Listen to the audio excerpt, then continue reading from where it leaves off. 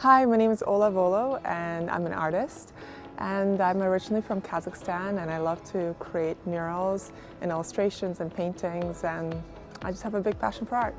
My style of work really resonates around Eastern European folklore. In Kazakhstan, there's this melting pot of cultures from Russian, Polish, and Kazakh, and so I find a lot of inspiration in those patterns and colors and characters, and I try to bridge all those gaps together into my work and bring it to today's world, bring it to the streets, and that's kind of my approach to my work. Some of the things that I love to explore with my work are female characters, and I pull a lot of inspiration from the women around me and the women that inspire me, but I love to sort of create these empowered women who are feeling that they can take up space and take up wall space on the streets, and they can sort of like create this sort of a moment of confidence and sort of takeover, and have this sort of, you could feel their story in their piece. I like the person to walk away with a sense of power, a sense of sassiness, a sense of like this sort of familiarity, and that they can relate to this woman, but they also want to be this woman in some way. And that's my main purpose, I think, with my work, is that I want somebody to walk away with positivity, empowerment, this kind of like a sense of that they know this woman or they know this character from somewhere before. I like to explore stories, and I want the characters to always take up as much space as possible on the wall. I want them to feel like it's their space. I want them to feel like they don't need to be small to be on this wall. So that's kind of, I guess, my exploration with my characters.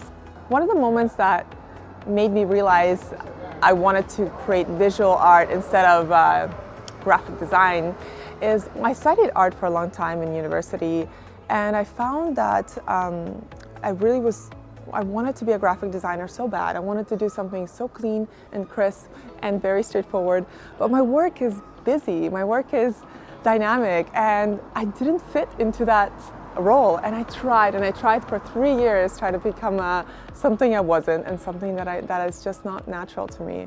And when I went back to fine art, when I went back to illustration, it felt like home. Like I felt like, oh, the people who do it, the people who create this kind of work, they feel like me, they look familiar. So I think you always have to find your tribe, and I think the moment I saw that, I found the people that I could resonate with, I realized it's like a tribe thing. You find your artistic tribe and you're in the right spot. My whole art career it's just been a blast, to be honest. It's been a lot of hard work, but it's been amazing to see it thrive, and in different forms. I've been doing work on canvas and on walls and illustration and commercial work, but all under the same style. So I create this sort of world that I love. But some of the key moments that I felt really elevated my work and made me feel like I could speak louder than my work is really bringing my work to the streets, making my work outside, making it public, making it free and accessible to kids and the elderly and anybody who's passing by. And I think the minute I got to create work that's public, it made me realize how close it was to my personality. Like I get energized from people, so I think being in the studio by myself a lot, it drains me sometimes. And so when I create work outside, it feels right.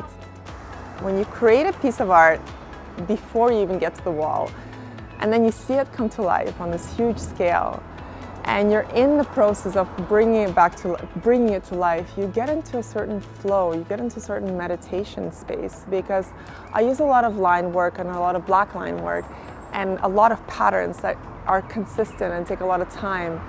And it really puts me in like a space of meditation, to be honest. And I love that. I love that. There's no other way to get there until I'm on this, like on a mural on the wall doing it and kind of living with the people and also getting into that flow. It's really beautiful.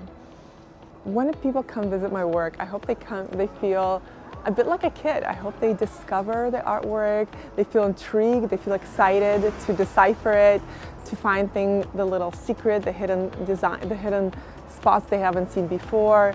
And they kind of walk away with curiosity and maybe even like this, like, oh, I want to create something myself. So there's this sense of I want to pass that feeling on that I have, the passion I have for art to the people that see it. So hopefully it heads that way.